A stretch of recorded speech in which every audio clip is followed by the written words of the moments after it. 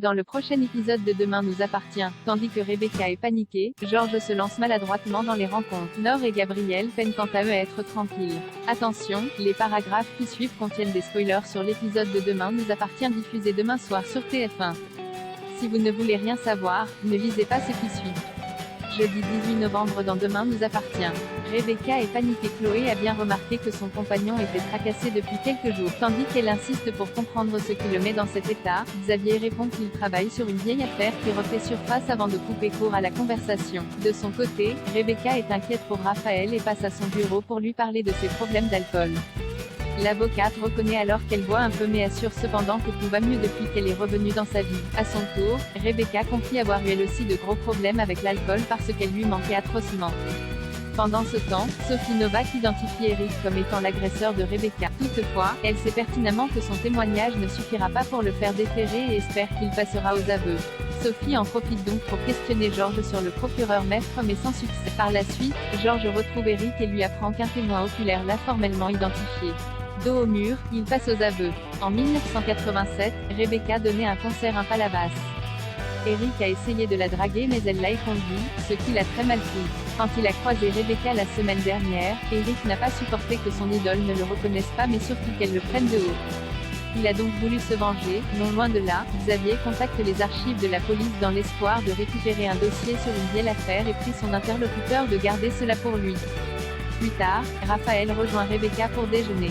L'occasion pour cette dernière d'offrir à sa fille un bracelet qu'elle lui empruntait quand elle était petite. Seulement, la jeune femme ne se souvient absolument pas de son enfance avec sa mère. En parallèle, Chloé récupère Céleste chez Alex. Comme leur fille dort encore, l'ostréiculteur suggère qu'ils passent un moment d'intimité mais Chloé refuse, expliquant que ce n'est pas le moment. À quelques encablures, Rebecca passe au bureau de Sébastien. Celui-ci est en partie à Paris pour une affaire, et elle est accueillie par Xavier qu'elle juge particulièrement changé. Après lui avoir assuré que son agresseur avait été déféré devant un juge, le procureur évoque la broche plaquée or qu'elle portait quelques années plus tôt. Très mal à l'aise, Rebecca prétend ne pas se souvenir de cet objet. Paniquée, Rebecca laisse un message sur le répondeur de son ex-mari dans lequel elle le supplie de la rappeler au plus vite pour parler de la ressemblance frappante de Xavier avec son père. À peine a-t-elle eu le temps de raccrocher que Maud l'informe que sa mère ne répond pas à ses appels. En effet, Raphaël est au volant de sa voiture et roule à toute allure, prêt à se jeter dans la mer. George se lance maladroitement dans les rencontres maintenant que son histoire avec Victoire est terminée. George est prêt à tourner la page en faisant de nouvelles rencontres.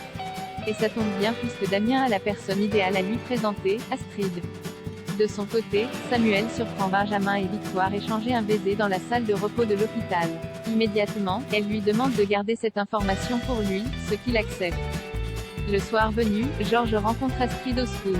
Dans la mesure où le policier ne cesse d'évoquer Victoire, la jeune femme prétexte d'aller aux toilettes pour payer l'addition et prendre la fuite. Nor et Gabriel peinent à être tranquilles au petit déjeuner. Soraya est étonnée de voir que sa petite sœur porte un pyjama sexy alors qu'elle a pour habitude d'être pudique. Gabriel ne trouvant rien à dire de particulier sur cette tenue, l'avocate rétorque que c'est très bien qu'il n'y ait aucune ambiguïté entre eux. Une preuve pour elle que l'amitié entre hommes et femmes existe. Plus tard, Gabriel se confie à Charlie. Comme Soraya contrecarre tous ses plans avec Nor, Charlie l'encourage à se montrer cash avec sa colocataire. Sur ses conseils, Gabriel donne rendez-vous à Nor pour lui dire qu'il veut coucher avec elle. Cette dernière en ayant très envie elle aussi, ils s'embrassent. Malheureusement, Soraya les interrompt quand elle rentre déposer les courses qu'elle a faites pour leur cuisiner un osso-bucco.